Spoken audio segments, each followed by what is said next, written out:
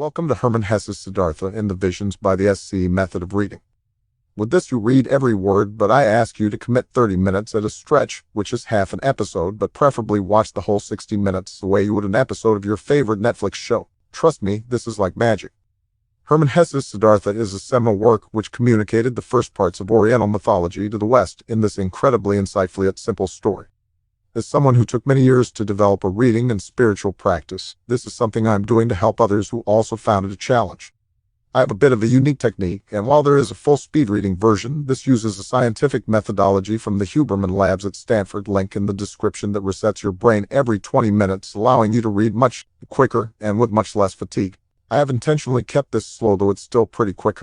The voices of the narrators will change, as will the pace, as I'm reading it with you and adjusting in real time. Artificial intelligence will only take you so far, and I consider the visions of the SCE method to be a new art form which is better experienced firsthand than any description I could articulate. Every 20 minutes you're given a 5-minute break. Let your mind relax at those times, make sure your eyes are closed and allow your breath to be relaxed. Focus as much as possible in the 20-minute intervals by keeping your phone on D&D and using headphones. This is essential. Don't try to read the words, all you have to do is follow the blue highlighted word. Trust the process, you'll be amazed.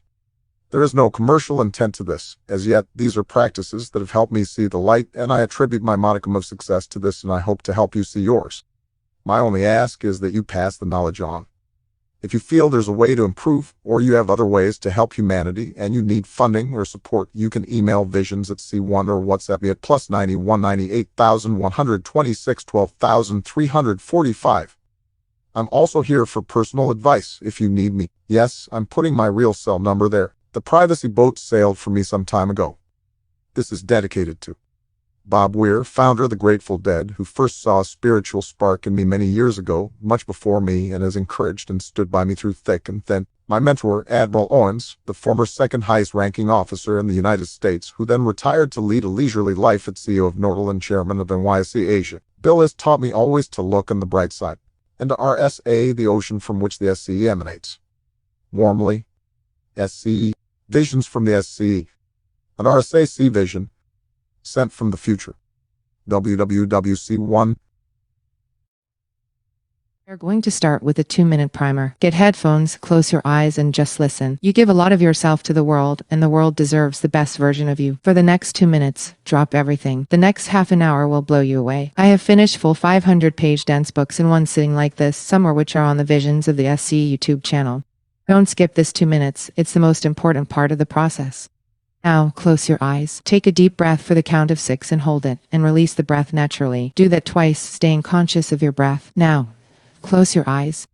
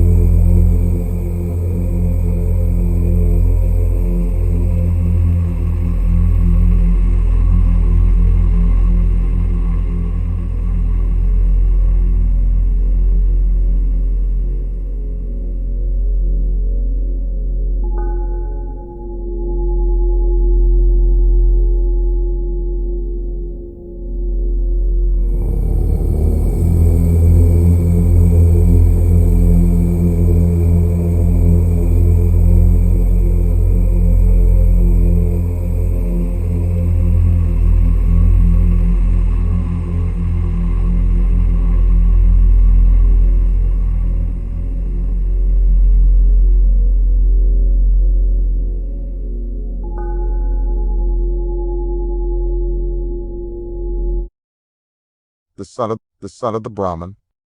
In the shade of the house, in the sunshine of the riverbank near the boats, in the shade of the salwood forest, in the shade of the fig trees where Siddhartha grew up, the handsome son of the Brahmin, the young falcon, together with his friend, Govinda, son of a Brahmin. The sun tanned his light shoulders by the banks of the river when bathing, performing the sacred ablutions, the sacred offerings. In the mango grove, shade poured into his black eyes when playing as a boy, when his mother sang, when the sacred offerings were made, when his father, the scholar, taught him, when the wise men talked. For a long time, Siddhartha had been partaking in the discussions of the wise men, practicing debate with Govinda, practicing with Govinda the art of reflection, the service of meditation. He already knew how to speak the silently, the word of words, to speak it silently into himself while inhaling, to speak it silently out of himself while exhaling, with all the concentration of his soul, the forehead surrounded by the glow of the clear-thinking spirit. He already knew to feel Atman in the depths of his being, indestructible, one with the universe. Joy leapt in his father's heart for his son who was quick to learn, thirsty for knowledge. He saw him growing up to become great wise man and priest, a prince among the Brahmins. Bliss leapt in his mother's breast when she saw him walking, when she saw him sit down and get up, Siddhartha, strong, handsome, he who was walking on slender legs, greeting her with perfect respect. Love touched the hearts of the Brahmins' young daughters when Siddhartha walked through the lanes of the town with the luminous forehead, with the eye of a king, with his slim hips. But more than all the others he was loved by Govinda, his friend, the son of a Brahmin. He loved Siddhartha's eye and sweet voice, he loved his walk and the perfect decency of his movements, he loved everything Siddhartha did and said, and what he loved most was his spirit, his transcendent, fiery thoughts, his ardent will, his high calling. Govinda knew he would not become a common Brahmin, not a lazy official in charge of offerings, not a greedy merchant with magic spells, not a vain, vacuous speaker, not a mean, deceitful priest, and also not a decent, stupid sheep in the herd of the many.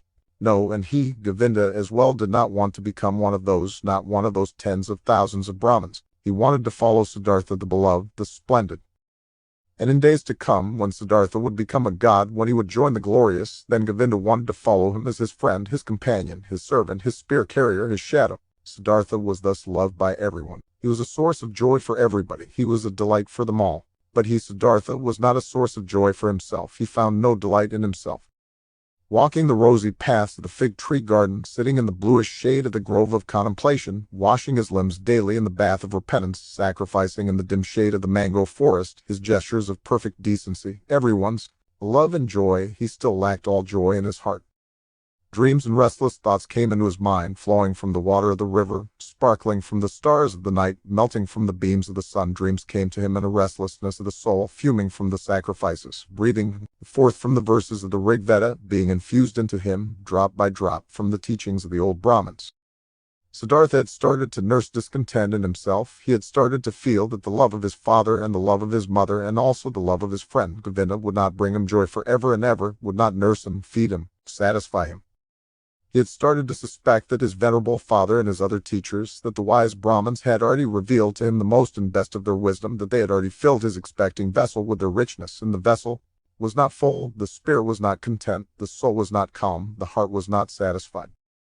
The ablutions were good, but they were water. They did not wash off the sin, they did not heal the spirit's thirst, they did not relieve the fear in his heart. Sacrifices and the invocation of the gods were excellent, but was that all? Did the sacrifices give a happy fortune? And what about the gods?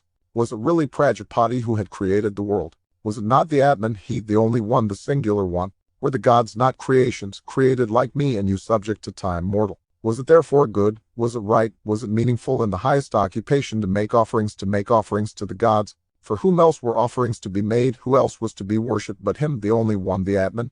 And where was Atman to be found? Where did he reside? Where did his eternal heart beat? Where else but in one's own self, in its innermost part, in its indestructible part, which everyone had in himself? But where was this self, this innermost part, this ultimate part? It was not flesh and bone, it was neither thought nor consciousness, thus the wisest ones taught so. Where was it? To reach this place, the self, myself, the Atman, there was another way which was worthwhile looking for. Alas, nobody showed this way, nobody knew it, not the Father, and not the teachers and wise men, not the holy sacrificial songs. They knew everything, the Brahmins and their holy books. They knew everything, they had taken care of everything, and of more than everything, the creation of the world, the origin of speech, of food, of inhaling, of exhaling, the arrangement of the senses, the acts of the gods. They knew infinitely much, but was it valuable to know all of this, not knowing that one and only thing, the most important thing, the solely important thing? Surely many verses of the holy books, particularly in the Upanishads of Samveda, spoke of this innermost and ultimate thing, wonderful verses. Your soul is the whole world was written there, and it was written that man in his sleep, in his deep sleep, would meet with his innermost part and would reside in the Atman. Marvelous wisdom was in these verses. All knowledge of the wisest ones had been collected here in magic words, pure as honey collected by bees. No, not to be looked down upon was the tremendous amount of enlightenment which lay here collected and preserved by innumerable generations of wise Brahmins. But where were the Brahmins, where the priests, where the wise men or penitents who had succeeded in not just knowing this deepest of all knowledge, but also to live it? Where was the knowledgeable one who wove his spell to bring his familiarity with the Atman out of the sleep into the state of being awake, into the life, into every step of the way, into word and deed? Siddhartha knew many venerable Brahmins, chiefly his father, the pure one, the scholar, the most venerable one. His father was to be admired, quiet and noble were his manners, pure his life, wise his words, delicate and noble thoughts lived behind its brow. But even he who knew so much, did he live in blissfulness? Did he have peace? Was he not also just a searching man, a thirsty man? Did he not, again and again, have to drink from holy sources as a thirsty man from the offerings, from the books, from the disputes of the Brahmins? Why did he, the irreproachable one, have to wash off sins every day, strive for cleansing every day, over and over every day? Was not Atman in him? Did not the pristine source spring from his heart? It had to be found, the pristine source, in one's own self. It had to be possessed. Everything else was searching, was a detour, was getting lost. Thus were Siddhartha's thoughts. This was his thirst. This was his suffering. Often he spoke to himself from a Shandagya Upanishad the words, "Truly, the name of the Brahman is Satyam. Verily, he who knows such a thing will enter the heavenly world every day." Often it seemed near the heavenly world, but never he had reached it completely, never he had quenched the ultimate thirst. And among all the wise and wisest men he knew and whose instructions he had received, among all of them there was no one who had reached it completely, the heavenly world, who had quenched it completely, the eternal thirst. Govinda, Siddhartha spoke to his friend, "Govinda, my dear, come with me under the banyan tree, let's practice meditation." They went to the banyan tree, they sat down, Siddhartha right here, Govinda 20 paces away. While putting himself down, ready to speak the Siddhartha repeated, murmuring the verse, is the bow, the arrow is soul, the Brahman is the arrow's target, the one should incessantly hit. After the usual time of the exercise and meditation had passed, Govinda rose. The evening had come, it was time to perform the evening's ablution. He called Siddhartha's name. Siddhartha did not answer. Siddhartha sat there lost in thought. His eyes were rigidly focused towards a very distant target. The tip of his tongue was protruding a little between the teeth. He seemed not to breathe. Thus sat he, wrapped up in contemplation, thinking his soul sent after the Brahman as an arrow. Once Samanas had traveled through Siddhartha's town, ascetics on a pilgrimage, 3 skinny, withered men, neither old nor young, with dusty and bloody shoulders, almost naked, scorched by the sun, surrounded by loneliness, strangers and enemies to the world, strangers and lank jackals in the realm of humans. Behind them blew a hot scent of quiet passion, of destructive service, of merciless self-denial. In the evening, after the hour of contemplation, Siddhartha spoke to Govinda, "Early tomorrow morning, my friend, Siddhartha will go to the Samanas. He will become a Samana." Govinda turned pale when he heard these words and read the decision in the motionless face of his friend, unstoppable like the arrow shot from the bow. Soon, and with the first glance, Govinda realized, now it is beginning, now Siddhartha is taking his own way, now his fate is beginning to sprout, and with his my own, and he turned pale like a dry banana skin. "Oh Siddhartha," he exclaimed, "will your father permit you to do that?" Siddhartha looked over as if he was just waking up. Arrow fast he read in Govinda's soul, read the fear, read the submission. "Oh Govinda," he spoke quietly, "let's not waste words. Tomorrow at daybreak I will begin the life of the Samanas. Speak no more of it." Siddhartha entered the chamber, where his father was sitting on a mat of bast, and stepped behind his father and remained standing there until his father felt that someone was standing behind him. Quoth the Brahmin, "Is that you, Siddhartha? Then say what you came to say." Quoth Siddhartha, "With your permission, my father.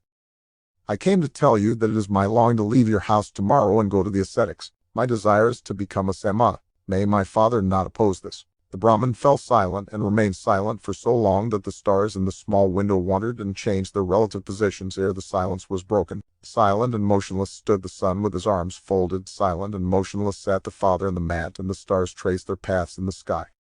Then spoke the father, "Not proper it is for a Brahmin to speak harsh and angry words, but indignation is in my heart. I wish not to hear this request for a second time from your mouth." Slowly the Brahmin rose. Siddhartha stood silently, his arms folded.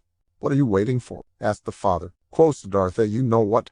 Indignant, the father left the chamber. Indignant, he went to his bed and lay down. After an hour, since no sleep had come over his eyes, the Brahmin stood up, paced to and fro, and left the house. Through the small window of the chamber he looked back inside, and there he saw Siddhartha standing, his arms folded, not moving from his spot. Pale shimmered his bright robe. With anxiety in his heart, the father returned to his bed. After another hour, since no sleep had come over his eyes, the Brahmin stood up again, paced to and fro, walked out of the house, and saw that the moon had risen. Through the window of the chamber he looked back inside. There stood Siddhartha, not moving from his spot, his arms folded, moonlight reflecting from his bare shins. With worry in his heart, the father went back to bed. And he came back after an hour, he came back after 2 hours, looked through the small window, saw Siddhartha standing in the moonlight by the light of the stars in the darkness, and he came back after an hour, silently. He looked into the chamber, saw him standing in the same place, filled his heart with anger, filled his heart with unrest, filled his heart with anguish, filled it with sadness. And in the night's last hour before the day began, he returned, stepped into the room, saw the young man standing there, who seemed tall and like a stranger to him. Siddhartha, he spoke, what are you waiting for? You know what? Will you always stand that way and wait until it becomes morning, noon, and evening? I will stand and wait. You will become tired, Siddhartha. I will become tired. You will fall asleep, Siddhartha. I will not fall asleep. You will die, Siddhartha. I will die. And would you rather die than obey your father? Siddhartha has always obeyed his father. So will you abandon your plan? Siddhartha will do what his father will tell him to do. The first light of day shone into the room. The Brahmin saw that Siddhartha was trembling softly in his knees. In Siddhartha's face he saw no trembling, his eyes were fixed on a distant spot. Then his father realized that even now Siddhartha no longer dwelt with him in his home, that he had already left him. The father touched Siddhartha's shoulder. You will, he spoke, go into the forest and be a samana. When you'll have found blissfulness in the forest, then come back and teach me to be blissful. If you'll find disappointment, then return, and let us once again make offerings to the gods together. Go now and kiss your mother, tell her where you are going to. But for me it is time to go to the river and to perform the first ablution. He took his hand from the shoulder of his son and went outside. Siddhartha wavered to the side as he tried to walk. He put his limbs back under control, bowed to his father, and went to his mother to do as his father had said. As he slowly left on stiff legs in the first light of day the still quiet town, his shadow rose near the last hut who had crouched there and joined the pilgrim of India. You have come, said Siddhartha, and smiled. I have come, said Govinda. Preview of next chapter. With the Samanas in the evening of this day they caught up with the ascetics, the skinny Samanas, and offered them their companionship and obedience. Siddhartha gave his garments to a poor Brahmin in the street. He wore nothing more than the loincloth and the earth-colored, unsewn cloak. He ate only once. But wait, there's more. But first, pause, close your eyes, and for the next 5 minutes don't do anything. Try to observe your thoughts, but don't wrestle with them too much. Just concentrate on your breath or the sound of the vibration. When you catch yourself in a thought, pat yourself on the back and gently guide your attention back to the sound. This practice of overcoming the compulsive obsession of always doing, hearing, seeing will serve you well in other parts of your personal and professional life. If you want to be the person who read Herman Hesse Siddhartha, or the person who meditates 20 minutes a day, or the person who makes an impact on the world, you have to put in the time. My job is to make that as enjoyable as possible for you so you can have a positive impact in the world. Don't skip this. I promise you you'll thank me later. As Will Smith said. The Marines have a saying, everybody wants to go to heaven, but nobody wants to die.